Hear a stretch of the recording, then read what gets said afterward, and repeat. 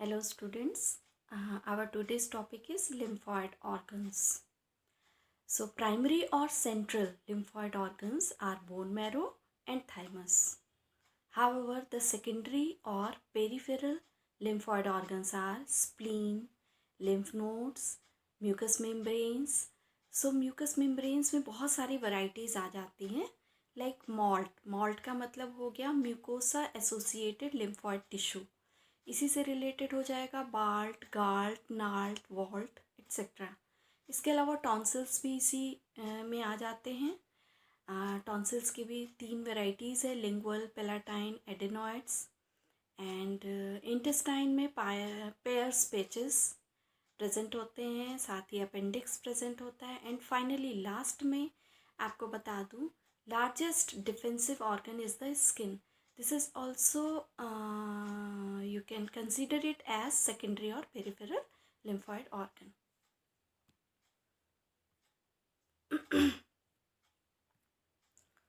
यहाँ आपको evolutionary distribution of lymphoid tissues के बारे में मैं बताना चाहूँगी ताकि आप ये जान सको कि कहाँ से मतलब किस तरह से एडवांस्ड ऑर्गन्स कौन से वाले हैं. तो सबसे पहले आप देखो ट्राउट यानी कि फ़िश में या ये सारे के सारे वैसे जो भी वैराइटीज़ है ये सारे के सारे ग्नैथोस्टोम्स यानी कि जॉड वर्टिब्रेट्स के हैं. सो इनमें गाल्ट सभी में प्रेजेंट है. गाल्ट यानी कि gut associated lymphoid tissue yellow colour में रिप्रेजेंट किया गया है. एंड पिंक कलर में थाइमस प्रेजेंट है. तो थाइमस भी इन सभी में प्रेजेंट है, आपका फिश से लेकर के मैमल्स तक. एंड इसके अलावा आपका थर्ड नंबर पे स्काई ब्लू कलर में स्प्लीन है. तो स्प्लीन आप देखो बहुत छोटा सा हर एक में दिख रहा है. फिश में छोटा सा है राउंड सा, फिर फ्रॉग में है, देन उसके बाद बर्ड्स में भी छोटा है. लेकिन आप देखो मैमल में इसकी साइज़ इंक्रीज कर जा रही है. So largest secondary lymphoid organ के रूप में भी हम स्प्लीन को जानते हैं. एंड इसके अलावा आपका बोन मैरो. सो बोन मैरो फ्रॉग से स्टार्ट हो रहा है, यानी कि फिशेस में बोन मैरो प्रेजेंट नहीं होती. सो फ्रॉग की जो फीमर बोन है, बोन उसमें प्रेजेंट है. बट फ्रॉग के अलावा बर्ड्स में आपको मैं बता दूं कि बोन मैरो तो प्रेजेंट नहीं होता है एक तरह से, बट उनमें बर्सा प्रेजेंट होता है. ओके. सो बी सेल्स का ओरिजिन बर्सा ऑफ फैब्रिसियस में होता है जो कि क्लोइकल रीजन में प्रेजेंट होता है. एंड मैमल में तो है ही बोन मैरो. इसके अलावा लिम्फ नोड्स. अब ये आप ध्यान दीजिए कि लिम्फ नोड्स बाकी के मतलब एम्फीबियंस तक में लिम्फ नोड्स प्रेजेंट नहीं थे, जबकि बर्ड्स एंड मैमल्स में इन दो एडवांस्ड क्लासेस में लिम्फ नोड्स एंड इसके अलावा जर्मिनल सेंटर से मतलब ये है कि जहाँ पर लिम्फॉइड सेल्स का ओरिजिन होता है. सो आगे बढ़ते हैं.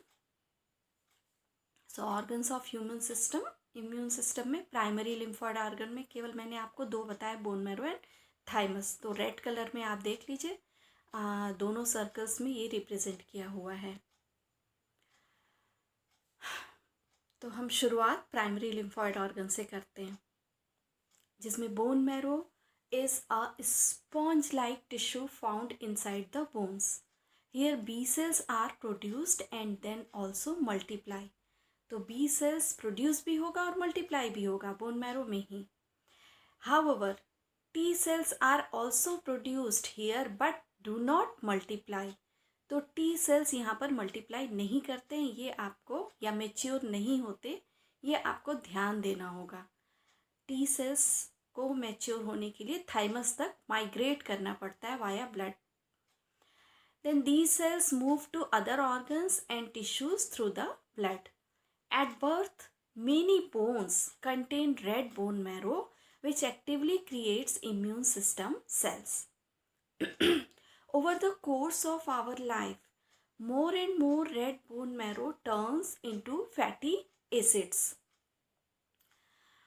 In adulthood, only a few of our bones still contain red bone marrow. Including the ribs, breast bone and the pelvis. तो आपको ये 3 बोन्स याद रखने होंगे कि हमारे ribs, breast bone and the pelvis, इनमें आगे चल के यानी कि हम जब हमारी एज ज़्यादा हो जाती है तब भी रेड बोन मैरो में प्रेजेंट होता है, और इस तरह की ये जो B cells and T cells हैं उनका ओरिजिन होता है यहाँ पर। सो आप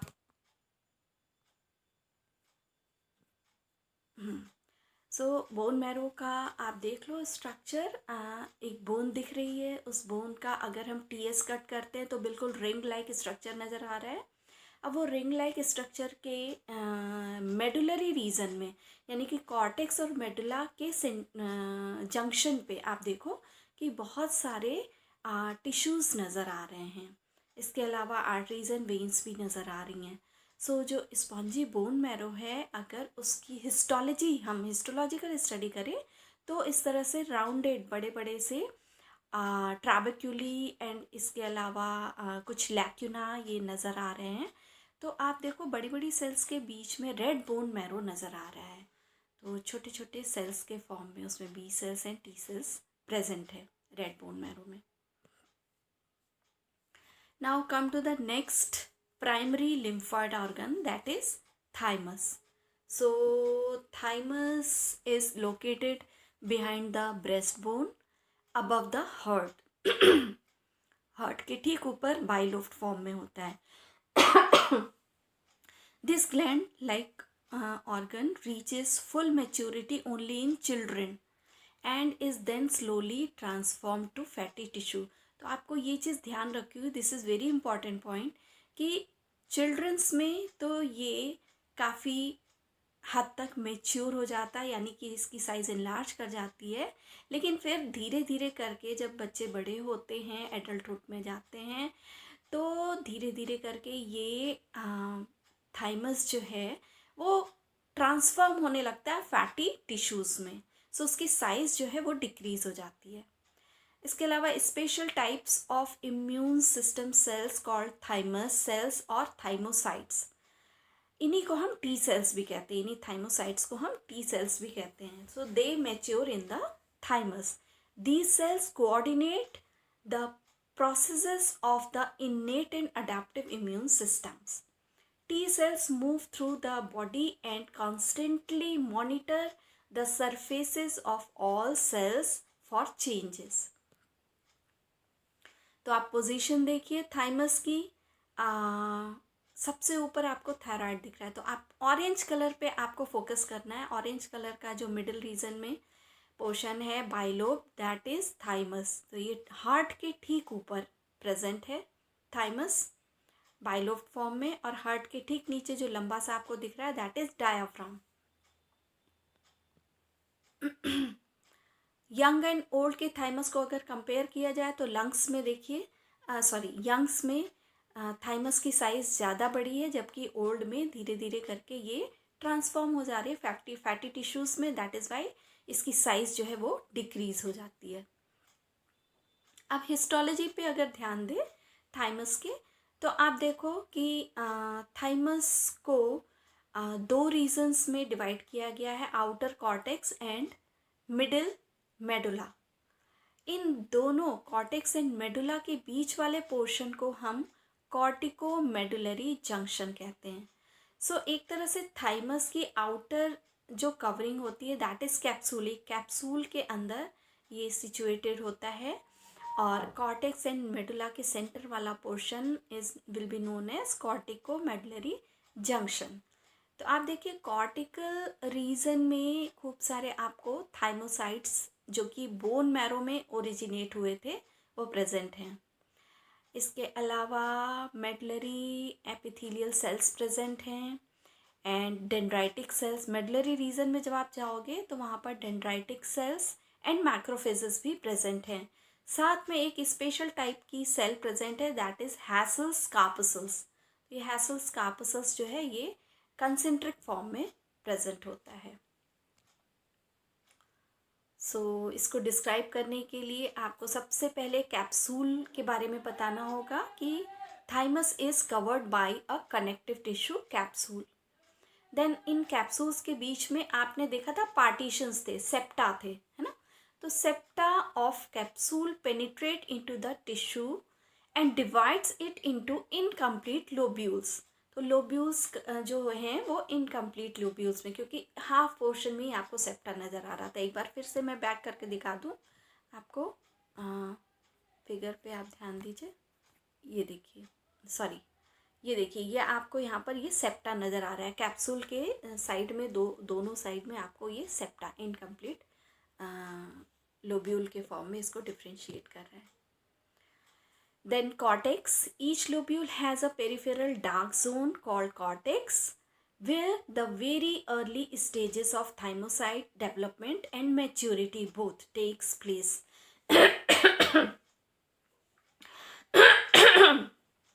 सो ओरिजिन तो बोन मैरो में है थाइमोसाइट्स की, लेकिन ये डेवलप कहाँ कर रहे हैं, कॉर्टिकल रीजन में, और मैच्योर भी यहीं पर हो रहे हैं। देन कॉर्टिकोमेडुलरी जंक्शन में आ जाइए।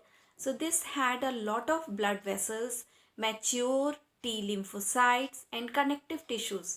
B cells and dendritic cells are also found here. इसके अलावा middle lighter zone called medulla. So it has Hassel's corpuscles which are flattened epithelial reticular cells concentrically arranged. Now come to the secondary lymphoid organ. तो secondary lymphoid organ में सबसे पहले spleen आ जाएगा. This is the largest secondary lymphoid organ. And then lymph nodes, and third number पर है mucus membrane. तो आपको ये 3 वैरायटी याद रखनी होगी, लेकिन जो थर्ड कैटेगरी है म्यूकस मेम्ब्रेन, जिसमें मॉल्ट यानी कि म्यूकोसा एसोसिएटेड लिम्फोइड टिश्यूज आ जाते हैं, इसमें बहुत सारी वैरायटीज़ है। इसी म्यूकस मेम्ब्रेन में आपके tonsils, pairs, patches and appendix, ये सब भी आ जाएंगे। सो आप देख लीजिए, आप देख रहे हो कि राइट साइड में केवल सेकेंडरी लिम्फॉइड ऑर्गन में आपका स्प्लीन ग्रीन कलर के सर्कल में नज़र आ रहा है, लेकिन राइट साइड में बाकी का थाइमस और बोन मैरो जो है दैट इज़ प्राइमरी और सेंट्रल लिम्फॉइड ऑर्गन। इसके अलावा लेफ्ट साइड में जितने भी लेबलिंग आपको दिख रही है वो सब सेकेंडरी लिम्फॉइड ऑर्गन के हैं। लाइक सबसे ऊपर थ्रोट रीजन में देखिए टॉन्सिल है, इंटेस्टाइनल रीजन में पेयर्स पैचेस हैं एंड अपेंडिक्स है। इसके अलावा पूरी बॉडी में डॉट लाइक आपको नेटवर्क, मतलब लिम्फेटिक वेसल्स का जो एंड होता है वो नॉब लाइक या लिम्फ नोड के फॉर्म में होता है। तो ये पूरी बॉडी में प्रेजेंट होता है। सो लिम्फेटिक सिस्टम को मैं आपको एक और चीज़ बता दूं कि this is also known as secondary circulatory system. तो सबसे पहले हम स्प्लीन को डिस्क्राइब करते हैं। The spleen is located in the left upper abdomen beneath the diaphragm. So आप देखिए हमने उस समय हार्ट के ठीक नीचे बेस पे डायफ्राम नज़र आ रहा था, उस डायफ्राम के ठीक नीचे स्प्लीन प्रेजेंट होता है, यानी कि upper region of the abdomen, and is responsible for different kinds of jobs. अब ये क्या क्या कर रहा है स्प्लीन? सो सबसे पहले तो आप ये जान लीजिए this is the largest secondary lymphoid organ. Then defense against microorganisms. This is the site of removal of aged or abnormal RBCs or platelets. तो जो रेड ब्लड कार्पसल्स पुराने हो जाते हैं या थोड़े डिफेक्टिव हो जाते हैं, या फिर प्लेटलेट्स इस तरह की डिफेक्टिव कंडीशन में, इनको रिमूव करने का काम स्प्लीन ही करता है। इसके अलावा इसका जो कैप्सूल है दैट इज़ विथ ट्रैबेक्यूली, कैप्सूल में ट्रैबेक्यूली प्रेजेंट होते हैं। So it comprised of 2 types of splenic pulp. अब आपको ये भी याद रखना होगा कि स्प्लीन में 2 तरह के पल्प प्रेजेंट होते हैं, red pulp and white pulp.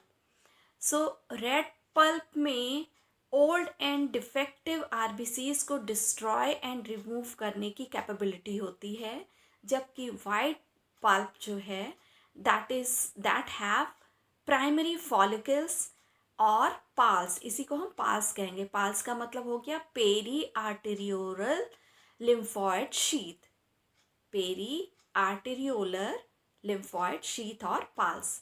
इसी को हम प्राइमरी फॉलिकल्स भी कहते हैं।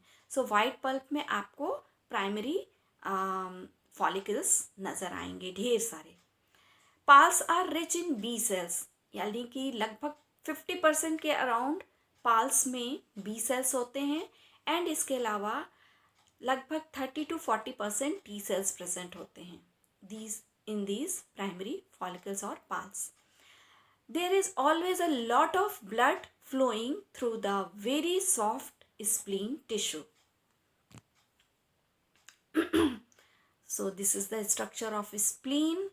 स्प्लीन की आउटर लेयर जो है दैट इज कैप्सूल, कैप्सूल के अंदर स्प्लीन प्रेजेंट होता है, और पिंक कलर में आपको रेड पल्प नज़र आ रहा है, और इसके अलावा बीच बीच में आपको वाइट पल्प नज़र आ रहे हैं। इस वाइट पल्प में पेरी आर्टेरियोलर लिम्फोइड शीथ प्रेजेंट होता है, जिसको कि हम प्राइमरी फॉलिकल्स भी कहते हैं। और बीच बीच में सेप्टा लाइक आपको ये क्या कहते हैं, ट्रैबेक्यूली वेन, ट्रैबेक्यूली प्रेजेंट है। इसके अलावा वीनस साइनसेस भी प्रेजेंट हैं। सो सेंटर में आप देखिए रेड कलर में ट्रैबेक्यूलर आर्टरी नज़र आ रही है, और ये आर्टरीज जो है इसकी ब्रांचेस जो हैं ये ये चारों ओर ट्री की तरह से ये स्प्रेड होती हैं। Now come to the next secondary lymphoid organ, that is lymph nodes. Lymph nodes are small bean-shaped tissues found along the various regions throughout body's lymphatic vessels. The lymph nodes act as filters. So various immune cells trap germs in the lymph nodes and activate the creation of special antibodies in the blood. तो ये lymph nodes आपको मैंने बताया कि birds and mammals दोनों में present होते हैं, एंड इनका काम क्या होता है, एक तरह से जर्म्स को ट्रैप करने का काम ये करते हैं, और फिर उसके बाद इसके अंदर जितनी भी एंटीबॉडीज़ होती हैं, स्पेशल टाइप की एंटीबॉडीज़ को फॉर्म करने का या उन्हें क्रिएट करने का काम करता है। इसमें भी कॉर्टेक्स एंड मेडुलरी पार्ट होता है। तो cortex part has primary and secondary lymphoid follicles. However the medulla contain antibody secreting plasma cells. Swollen or painful lymph nodes are a sign that the immune system is active to fight an infection. तो जब भी lymph nodes swollen हो जाते हैं तो उसका मतलब यही समझा जाता है कि हमारा इम्यून सिस्टम वर्क कर रहा है, एक्टिवेटेड कंडीशन में, और किसी न किसी इन्फेक्शन के अगेंस्ट वो फाइट कर रहा है। So this is the structure of lymph node. सो ये भी कैप्सुलर फॉर्म में है, आप देख सकते हो। आप इसमें देखिए एफरेंट लिम्फेटिक वेसल्स आपको लेफ्ट साइड में दिख रही है, जो कि एंटर कर रही है, अंदर की ओर जा रही है, एफरेंट लिम्फेटिक वेसल। जबकि आप राइट साइड में देखिए ये बड़ा सा आपको जो इफरेंट लिम्फेटिक वेसल दिख रहा है, ये लगभग 50 टाइम्स रिचर होता है in comparison to efferent lymphatic vessel के, यानी कि इसमें ज़्यादा लिम्फेटिक सेल्स या थाइमोसाइट्स ये सब प्रेजेंट होते हैं। सो इसके अलावा कॉर्टिकल रीजन में आप देखिए सेकेंडरी लिम्फॉइड फॉलिकल्स प्रेजेंट हैं, और येलो कलर में आपको जर्मिनल सेंटर्स नज़र आ रहा है। तो पूरे कॉर्टिकल रीजन में ये जर्मिनल सेंटर्स प्रेजेंट हैं, और इन्हीं से थाइमोसाइट्स या बी सेल्स इन सब का फॉर्मेशन हो रहा है। इसके अलावा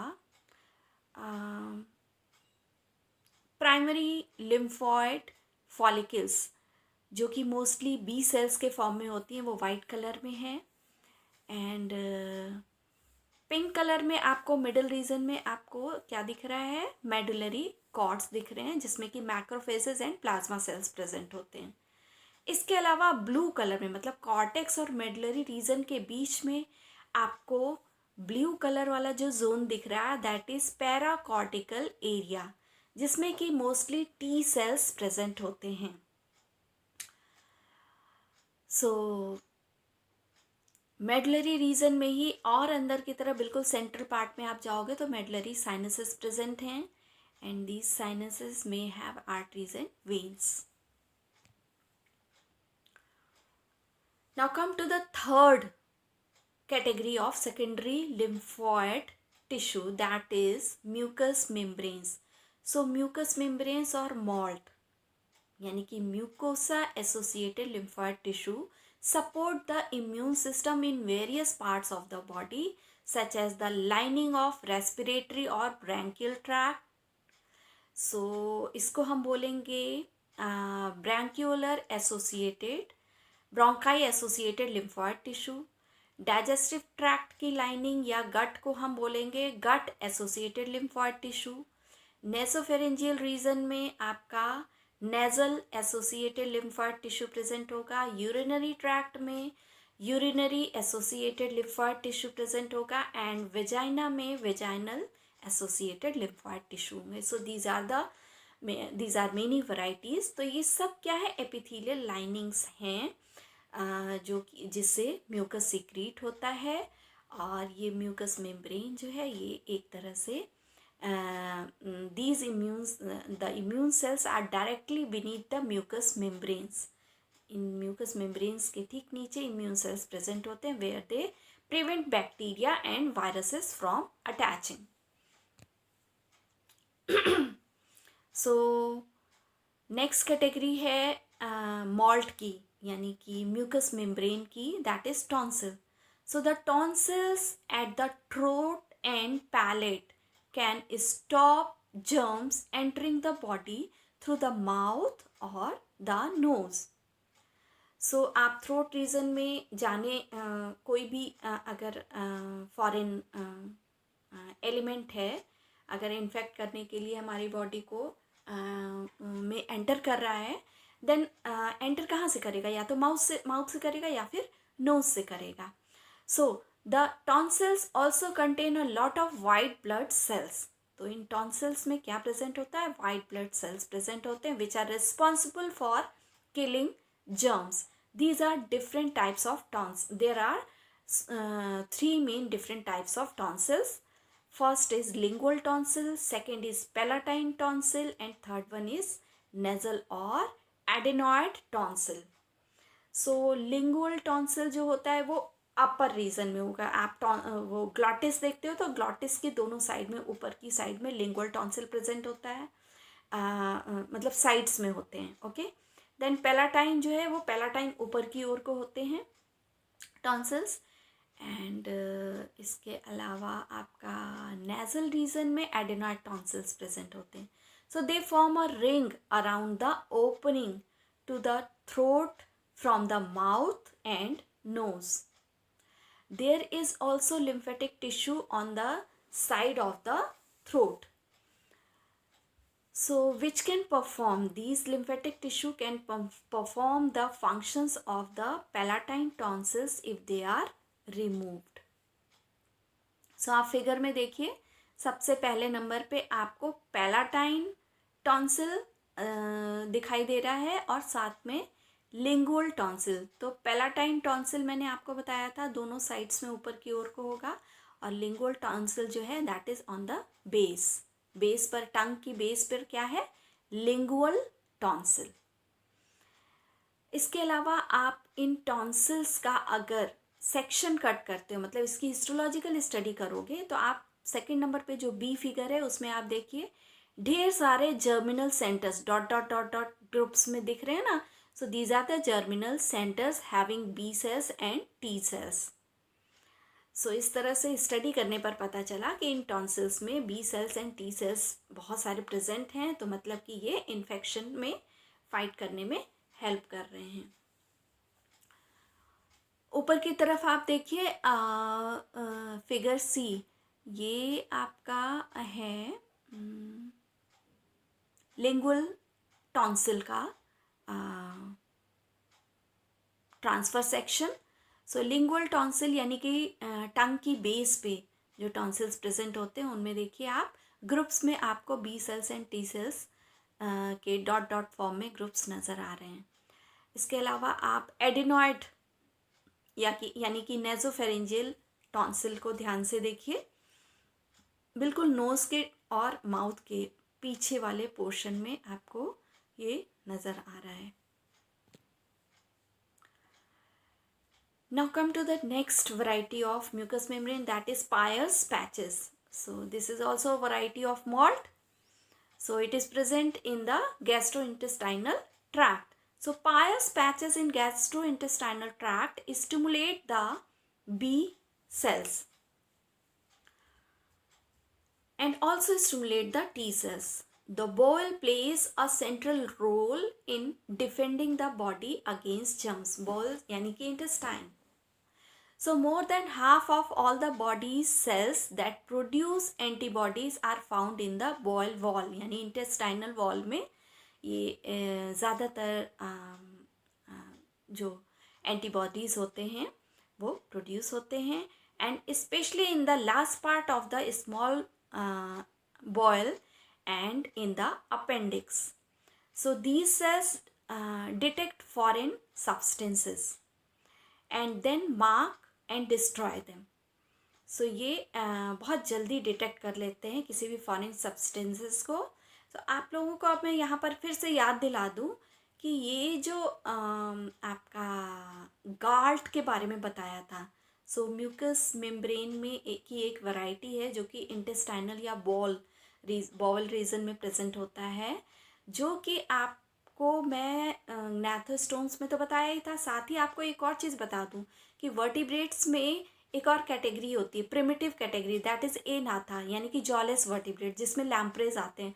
तो इवन लैम्प्रेज में भी गाल्ट प्रेजेंट होता है, यानी कि उनका जो पूरा गट होता है वो एक तरह से डिफेंस सिस्टम का काम करता है, डिफेंसिव ऑर्गेनेल्स के फॉर्म में रहता है.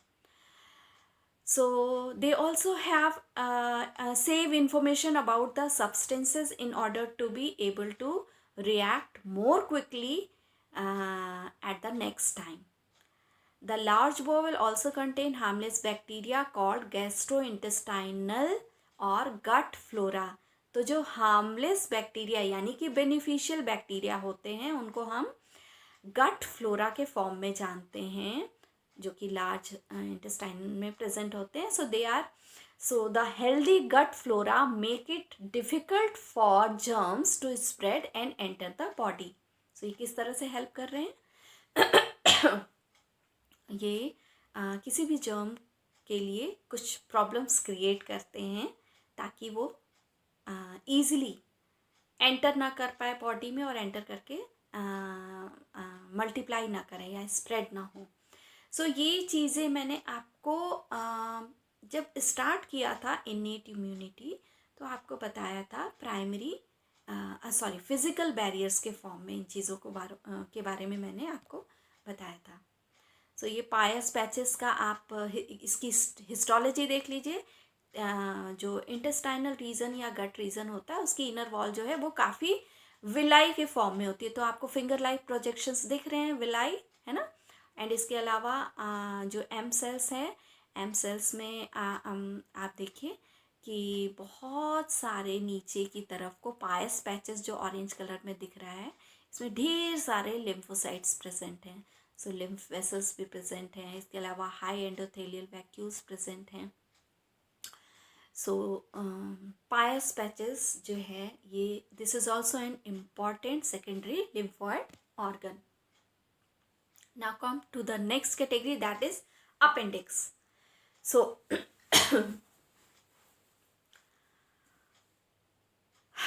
एक तरह से देखा जाए तो the human appendix situated at junction of small and large intestine near cecum. So इसका फिगर मैं आपको दिखा देती हूँ. ये देखिए, आप देख रहे हो लार्ज इंटेस्टाइन है, देन स्मॉल इंटेस्टाइन है. इन दोनों के जंक्शन पे आपको जो सीकम वाला पोर्शन है उस जगह पे रेड कलर के सर्कल में अपेंडिक्स नज़र आ रहा है. सो ये छोटा सा ब्लाइंड पाउच के फॉर्म में होता है appendix. So it is about 11 centimeter long and 7 to 8 millimeter in diameter. It is not really vestigial. आप लोग अभी तक अपेंडिक्स के बारे में पढ़ते होगे ना कि वेस्टिजियल ऑर्गन के फॉर्म में, जब आप लोग इवोल्यूशन या आपका ओरिजिन वगैरह पढ़ रहे होगे. सो उसमें आपको वेस्टिजियल ऑर्गन के बारे के फॉर्म में इसको लिया गया कि इसका कोई मतलब नहीं होता. लेकिन बाद में जब स्टडीज़ हुई तो पता चला कि it has an immunological function. So it's lymphoid follicles produce antibodies. और एंटीबॉडीज़ भी कौन सा? IgA. तो A for appendix, A for आप IgA याद रखिएगा इस तरह से कि अपेंडिक्स में कौन सा एंटीबॉडी प्रेजेंट होता है? IgA. So it may also help to direct the movement of lymphocytes to various other locations in the body. The lymphoid tissue accumulation reaches a peak at 25 to 30 years of life. So birth से ही appendix में lymphoid tissues का accumulation start हो जाता है और ये 25 से 30 साल तक की एज में ये पीक पर पहुंचता है. लेकिन उसके जस्ट बाद क्या होता है कि ये बहुत जल्दी जल्दी डिक्रीज़ होना स्टार्ट कर देता है. एंड प्रैक्टिकली देखा जाए तो अराउंड द एज ऑफ 60 ये पूरी तरह से डिसअपियर हो जाता है 60 ईयर्स में. सो इस तरह से आपका ये लिम्फॉइड ऑर्गन्स कंप्लीट होता है. लास्ट में मैं आपको ये बोलूँगी कि skin is also in secondary lymphoid organ. So उस पर आप ध्यान दीजिएगा. इसके बारे में मैंने बता दिया. इसमें लैंगरहैंस सेल्स, डेंड्राइटिक सेल्स, बहुत तरह की इम्यून सेल्स प्रेजेंट होती है. और मैंने आपको स्किन को क्या बताया है कि that is the largest defensive organ. So ये याद रखिएगा. Thank you.